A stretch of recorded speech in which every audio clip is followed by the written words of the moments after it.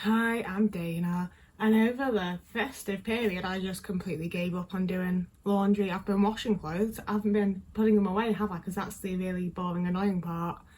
So, to begin the new year, because this is going up on the 31st, hopefully, to begin the new year, we can tidy up together. So, I'm gonna start sorting this massive fucking pile. But for anyone new, every now and again, when I have things I need to do, not right now, baby, and I'm not doing them, I decide that it's a good time to come on here and do a little video like this where I do something and you can be motivated and encouraged to do something you're meant to be doing along with me if you want to. I feel like I'm gonna end up encouraging someone's PDA at some point and they're gonna be like, this YouTuber told me to do this thing and now I can't do it. And I'm not trying to. I'm trying to make it a fun little thing that we can get sorted together. So with us being about to enter a new year, I thought I would take this one to chat about New Year goals, New Year resolutions and how I feel going into the new year and just sort of a wee little catch up really. So this is the best that I've felt going into a new year in a very long time, because the year before last I knew that I was about to break up with my partner of 7 years, something like that at the time. We'd started dating in 2013 and year before last I was like, this man's being horrible, and he's actually been horrible for quite a long time and I really should break up with him. So that January I finally did, and it was also the January that my mum was diagnosed with 3 types of cancer. So that was a fantastic entrance into the new year that year. And then this year that's about to go, 2023, January I was moving, like in the process of moving out from living with my horrible abusive ex, because it took me a full year to find a place that I could afford. So it'd been a horrible living situation for a whole year. And then the actual process of like packing my stuff and moving out was also horrendous and horrible, because there was so much stuff that he was like, oh, you're taking that? And I was like, well, yeah, I literally, bought it and went and picked it up and brought it into the home and put it where it goes. So I would consider it to be my stuff, but he did not. And similarly, we had 4 cats together, but so my dad had bought me the first 2, and then we'd had a stray that showed up, and I was like, can we keep her? Can we take her in? And I spent months convincing him to let us keep her, and then she got pregnant and had kittens. We rehomed her, and I was like, can we please keep these kittens? I love them so much. And I had to then really, really convince him to keep them, and he didn't care for... I don't know why I'm going into this, actually. That's not what this is meant to be about. What we are saying is that it was a bad time and I didn't enjoy myself, and it was the way that it was immediately into the new year. I had like the Christmas thing and the whole like, it's a new year, things can change, things can be different, and like, yeah, they got worse, like way fucking worse. So as much as I've always been someone that likes New Year's goals and New Year resolutions and everything, I don't remember if I actually made any, because the moment the year started for the last 2 years, my entire life has just fallen to shit and become like unlivable, quite frankly. But this year, as far as I can tell, like we are on the 29th now, nothing is like looming much. So I'm not getting on with my housemate. We're having house issues, and I'm planning to move in with a different friend, but their tenancy is not up until July. So I am kind of concerned that something's gonna like blow up for me in the new year again. But so far, like as much as the living situation isn't the most comfortable, it's still the best I've had, other than the first few months I was here and everything was nice, It's still better than living with my horrible, abusive, neglectful parents or living with my horrible, actively abusive ex. Like, it is still a better situation than the ones I've had. But like, man, it sucks that it was so nice and now it's like not,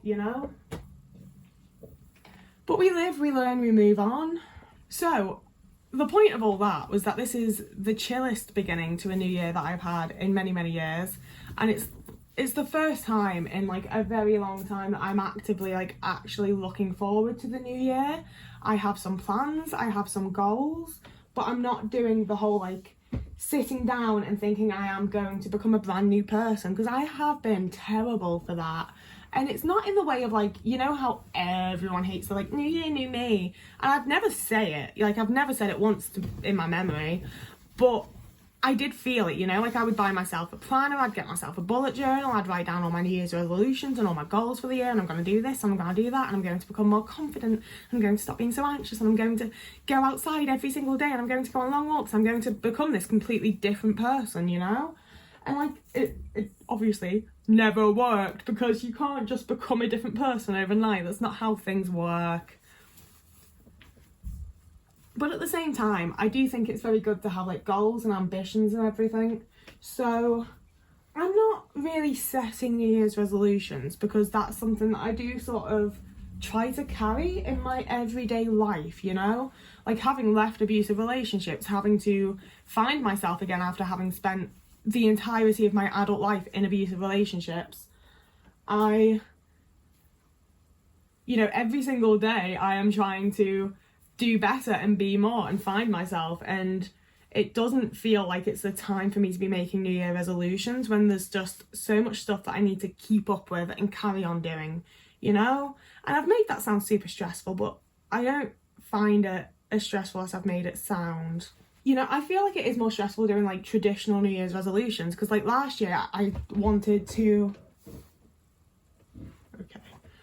one of my big things was I want to hit 5,000 subscribers on YouTube.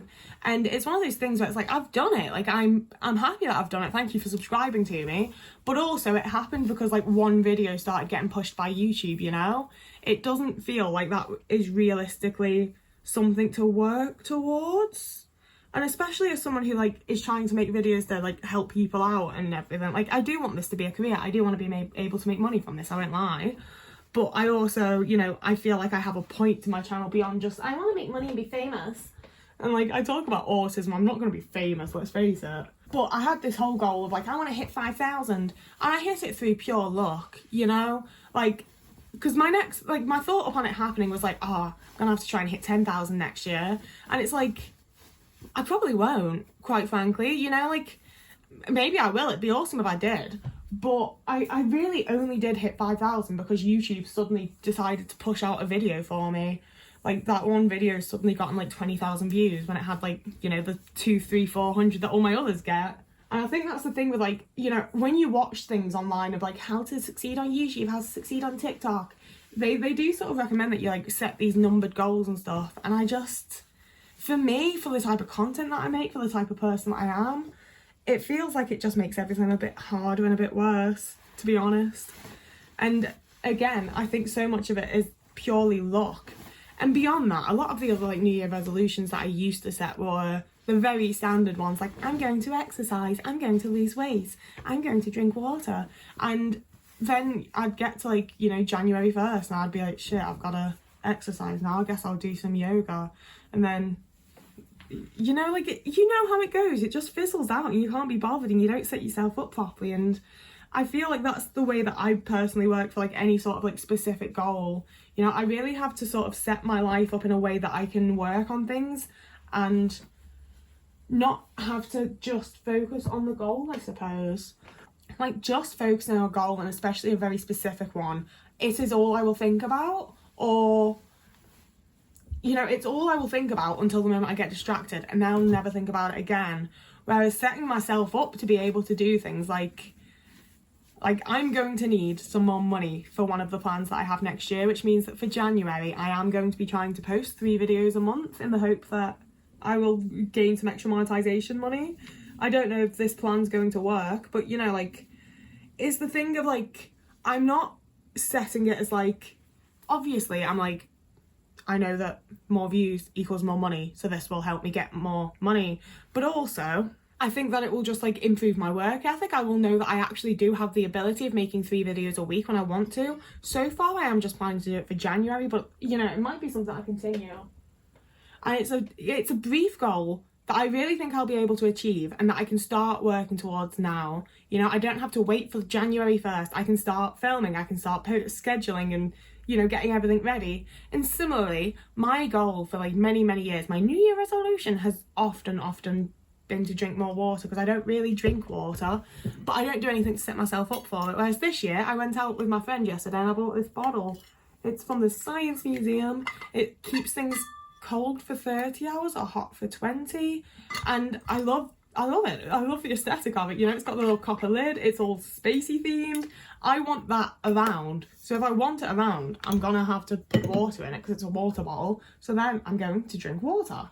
And I do feel like I've sort of like hacked into my autism with that, because it's like I have this like special interest in like anything spacey, and I really like having that little aesthetic, so I've hacked into like that special interest and made it a thing that I can keep around with me. But it's harder doing that for a lot of other things.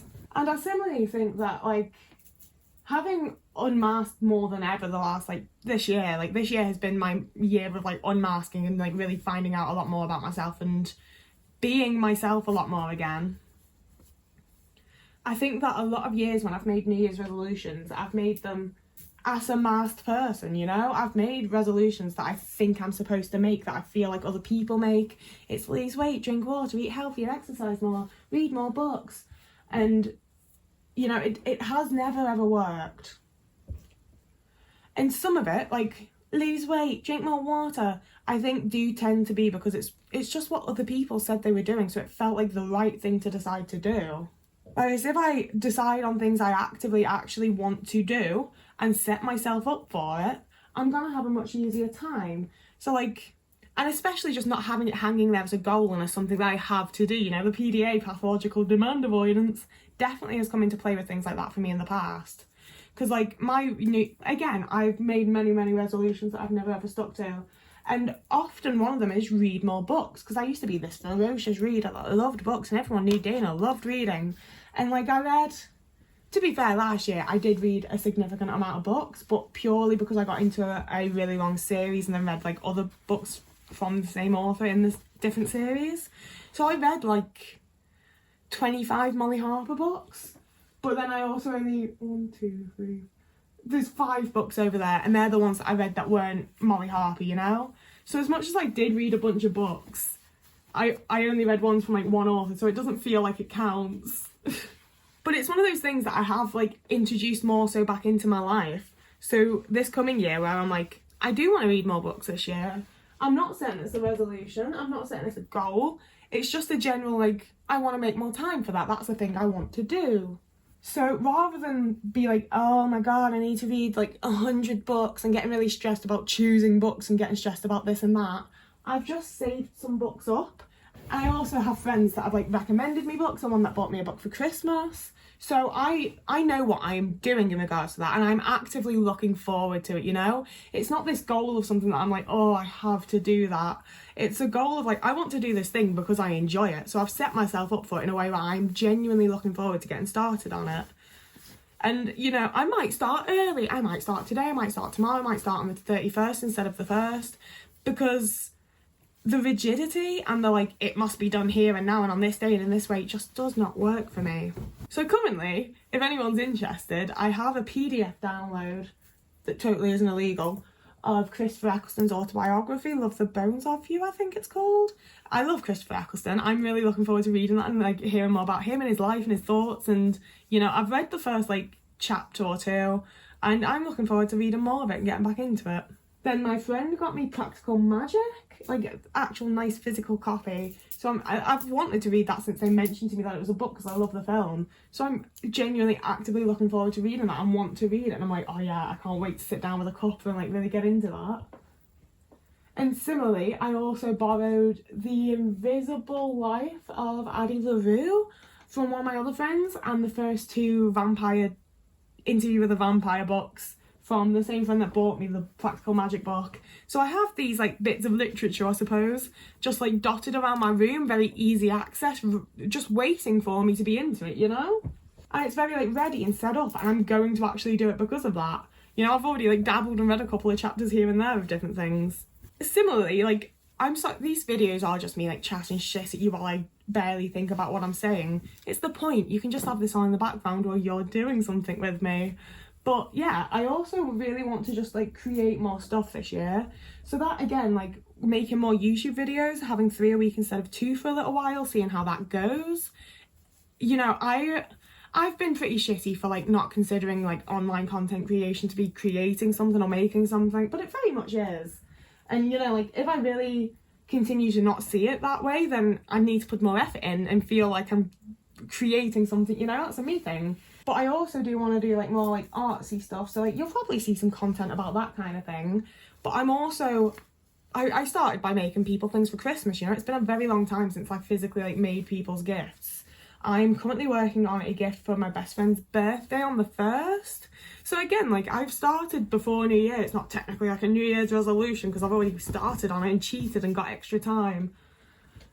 But it means that I'm actually going to do it and I'm actually going to enjoy it and actually, you know, improve my life and make a thing out of it instead of setting some goals that I make me miserable for the first 3 weeks of January and then make me miserable for the first 2 weeks of February because I failed them or whatever. I also mentioned at the start of the video that I do have some like big plans that I don't know if it was at the start or just like 2 minutes ago, but we brought it up for the money reason, and I don't know if I want to tell y'all about it yet or not because I'm really scared that I'm gonna like jinx myself and not get to do it.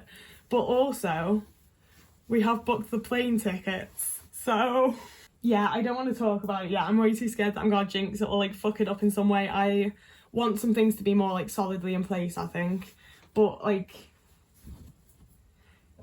you know, I'm going to be really putting myself out of my comfort zone, and I'm equal parts excited and terrified, quite frankly. I'm not going to go further into it until I actually want to tell y'all what's going on because it feels mean to like just dabble it like that. I don't know the name for it. It feels mean though. And this might end up being one of the longest videos I've ever done because we are like,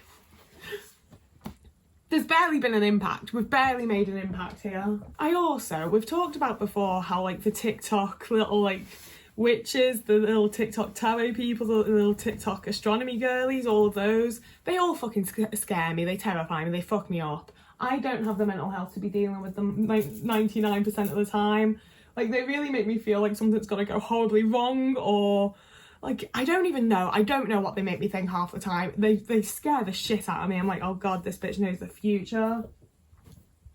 But I have been getting like several of the like nicer astronomy girlies that don't scare me quite as much saying that a lot of Aries have been in like the wrong retrograde or whatever since like 2008 and are now coming out of that in 2024. And I'm an Aries, and it's the thing of like my life didn't necessarily like fall to shit in 2008 because my parents were already neglectful and a bit shitty and my brothers were physically abusive to me, and it was already, you know, already as an 11-year-old I wasn't having a great time. But it is also the year that we moved to Denmark and my anxiety got like way worse and my entire life was like uprooted and everything was different, and I spent the next several years just constantly wishing that we could move to the US or back to the UK or just anywhere where I understood what the fuck people were saying to me. So it does, you know, I know that that's how they do it. They make it just like vague enough that you can be like, oh, actually this thing happened to me and this happened to me and actually this is so legit. I know that's what they do, but I'm also like, it works.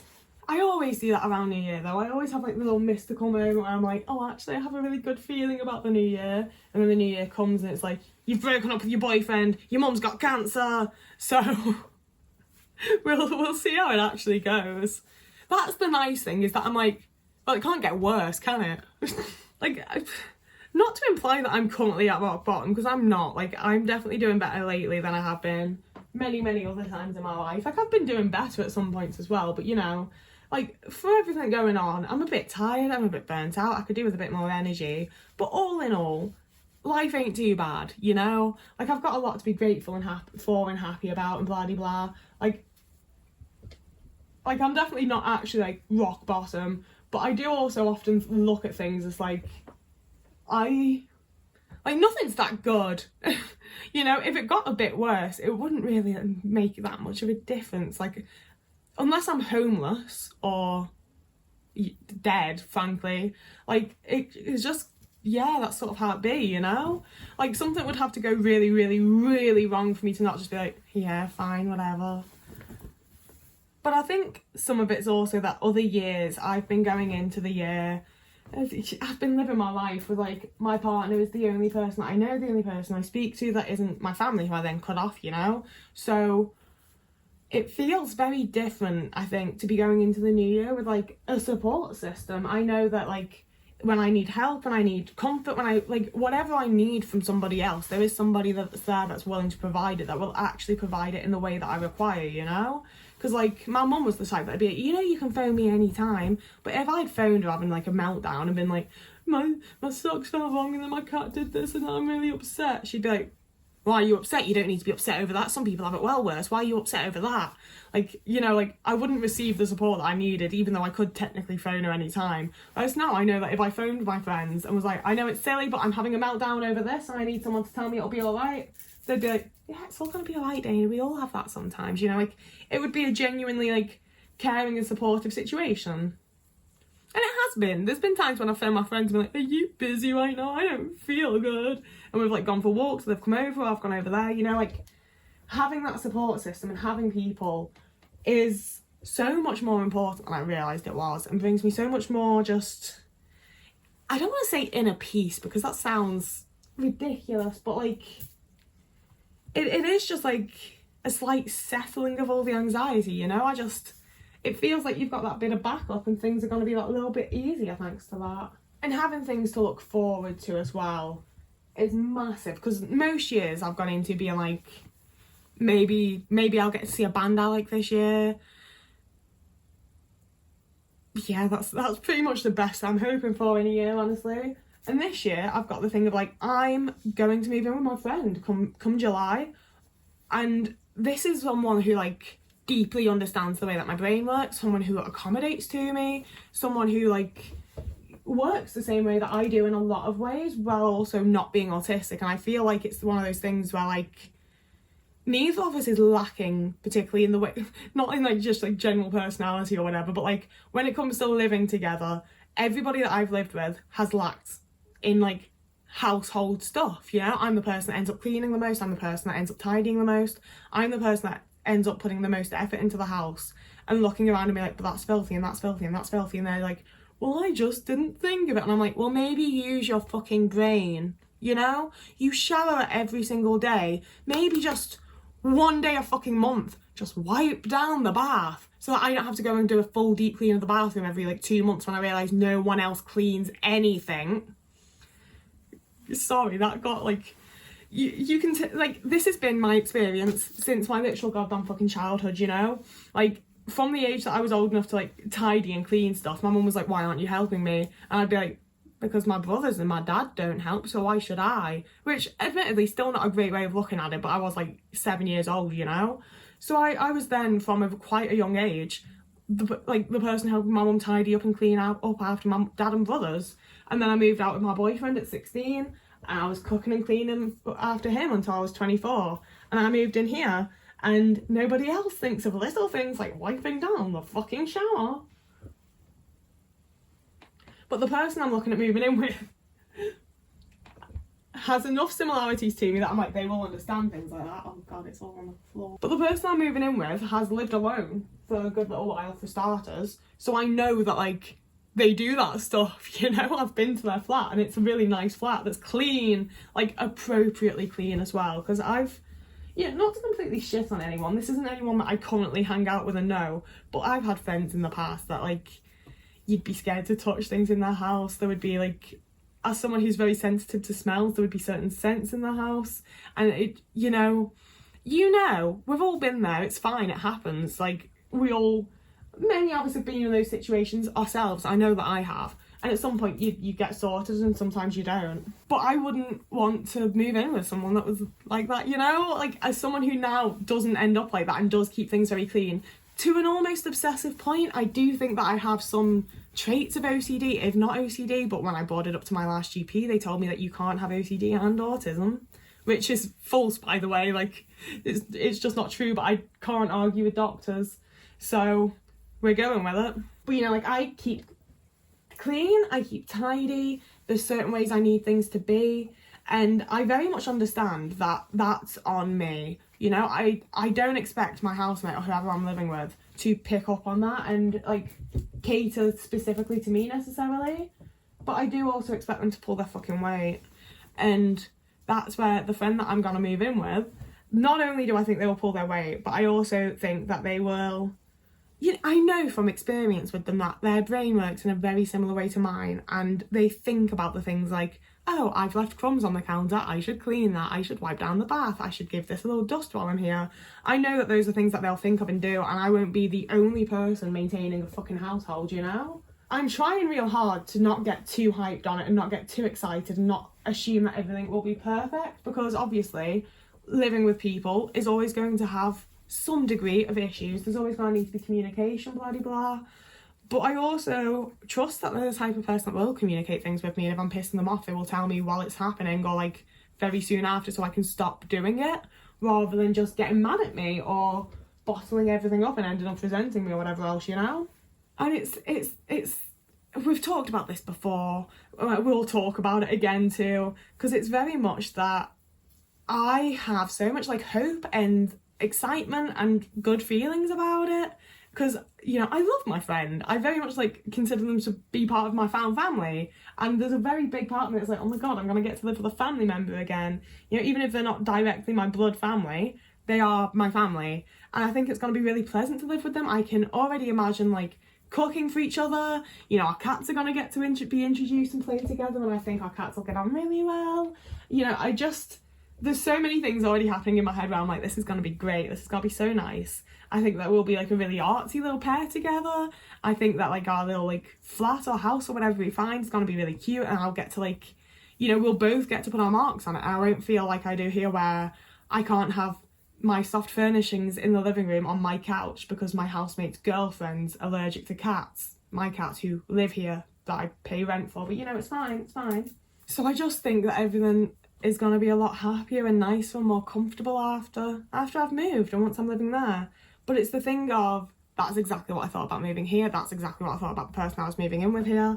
I thought my housemate was a lovely, fantastic person that was going to pull their weight, and I thought that everything was going to be really great and that I would be able to live here for like a prolonged period of time and be really happy and continue feeling all the good feelings of like, oh my god, I made it out of like a horrible situation and I am in a better one now. And as much as it is still better than that, it's not good anymore, And I am dreading moving again. I really, really, really hate moving for an absolute multitude of reasons, like the change in routine, the change in my surroundings, having to like find new places for everything. Just the act of like dismantling my safe space is also like distressing.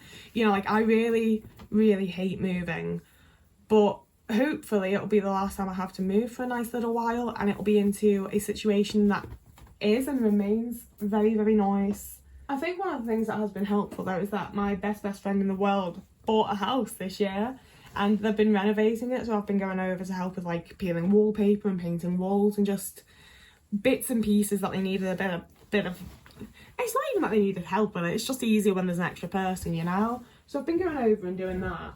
And I think that and helping them move some stuff, and I'll be helping them move again early January, I think. Basically, my best friend bought the house, and then one of our other like found family members is going to be living there with them, so they've moved in, and my best friend's going to be moving in January. And these are the clothes that I need to give back to them. And I think that having that and seeing them move, and because we're all autistic, so they've also had to like deal with it and struggle with it, and will continue to do so.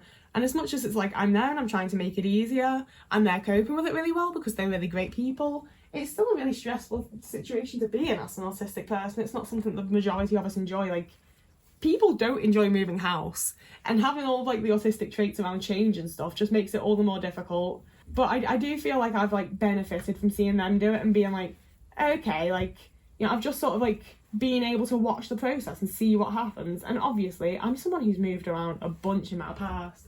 I know how to move house, I know how it happens, but it's also just very like comforting, peace inducing. It makes me feel better seeing other people move, seeing that they struggle in a similar way to me and that they deal with it and they get through it and it's going to be all right, I have 100% full faith that they're going to make it into a really nice home and be really happy there. And that makes it easier to sort of have the social imagination of myself doing it, I suppose, is what I'm going for. I have like 5 hangers left and half a basket. I don't know what I'm going to do about that. I'm hoping maybe it's all pants, I can just fold everything. I think the only true downside of this coming year that I've only just thought about, because I just keep not thinking about it, which I really need to, is that I am gonna be rehoming Ali, and I'm so fucking sad about it, but it's just what's gotta be done, you know? She is consistently just attacking Otis. She took an absolute chunk out of him a few weeks back when he was in that, oh, it was a few months ago now, but she took a chunk out of him, and he had to wear that little t-shirt to like stop himself from like overwashing it and everything. And she's just continuing to attack him and chase him and not be very nice to him. And also the friend that I want to move into has a cat as well, and he's a very similar sentiment to Otis. I think she would do the exact same thing to him. And you know, it's just somebody is going to get hurt. They're not as happy as they should be. And it's one of those things where I'm always like, whenever I see other people in these situations, I don't say anything because I think it's mean to judge people out loud and to make people feel bad when you don't need to. But I'm like, why are you getting animals if you're not in a stable enough situation to actually care for them and look after them and continue caring for them? And I very much feel like that for myself, despite the fact of like, I got Ali like 8 or 9 years ago. I love her to absolute bits. I didn't know how my life would change, you know? Like, I got that cat being like, I'm going to get married soon. I'm in a very long-term relationship and we're going to have children and get married. And that's what I thought my life was going to be when I got cats.